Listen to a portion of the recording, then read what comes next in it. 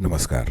मैं श्रीपाद बख्शी पुनः उपस्थित हूँ आपके सामने पानी से जिंदगी से एक और कड़ी लेकर। बसंत ऋतु का आगमन हो चुका है। सूर्य के तेज प्रकाश का ज़्यादा एहसास, ठंड से मुक्ति, फसलों के पकने की शुरुआत, पीले सरसों के सुंदर पीले फूल, उसके साथ ही मनाया जाने वाला ज्ञान की देवी सरस्वती जी का जन्मोत्सव संपूर्ण वातावरण को आनंदमयी बनाता है और हमारी परंपराएं उसी रंग और उत्साह को अंगीकार करते हुए खुश रहते हुए आगे बढ़ने की प्रेरणा देती है।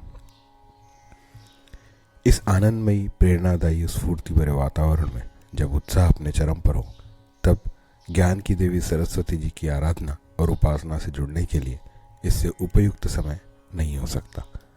सरस्वती जी को शिक्षा, संगीत और कला के लिए आराध्य माना गया है। ज्ञान का प्रकाश अज्ञानता के अंधकार को दूर करते हुए, विचारों में स्पष्टता लाते हुए जीवन में सही निर्णय लेने में सक्षम बनाता है। यदि वर्तमान परिप्रेक्ष्य में भी देखें तो यही समय है जब विद्यार्थी अपनी साल भर की मेहनत की परीक्षा देने के लिए तैयार है। जो स्कूल की शिक्षा पूरी कर रहे हैं वे भविष्य के लिए अपनी सोच, प्राथमिकता और रुचि के अनुरूप अपने जीवन के लिए नई राह चुनने के लिए तैयार है। ऐसे कठिन और महत्वपूर्ण समय में विचारों की स्पष्टता, स्वयं पे की अपेक्षाएं, अपनी क्षमताएं और कमजोरियों का सही आकलन, अपने परिवार की स्थिति, स्वयं पर आने वाली जिम्मेदारियां जैसे अनेक बिंदुओं पर विचार करते हुए निर्णय लेने का बहुत बड़ा और निर्णायक मोड़ जीवन में आता है।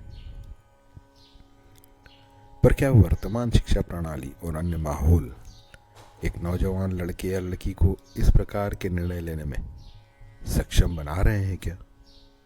यह एक बहुत बड़ा प्रश्न है। वसंत पंचमी के दिन ही समाचार पत्र में यह समाचार भी है कि गणित, अंग्रेजी छोड़िए, पिछले साल 10वीं में हिंदी में 30,000 छात्र फेल हुए। और यदि फेल होने के कारणों को देखें तो यह और भी दुर्भाग्यपूर्ण है, क्योंकि बच्चे अपनी ही भाषा को लिख पाने में भी असमर्थ है और व्याकरण की गलतियां तो छोड़िए, मात्रा की गलतियां, कॉमा, चंद्र बिंदु इत्यादि की गलतियां भी बहुत अधिक है।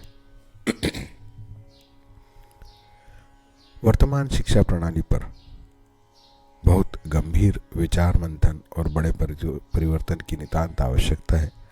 8वीं तक बच्चे को फेल ना करने जैसे निर्णय विद्यार्थियों को लाभान्वित कर रहे हैं कि कमज़ोर बना रहे हैं, यह बिना किसी राजनीतिक चश्मे के देखा जाना चाहिए।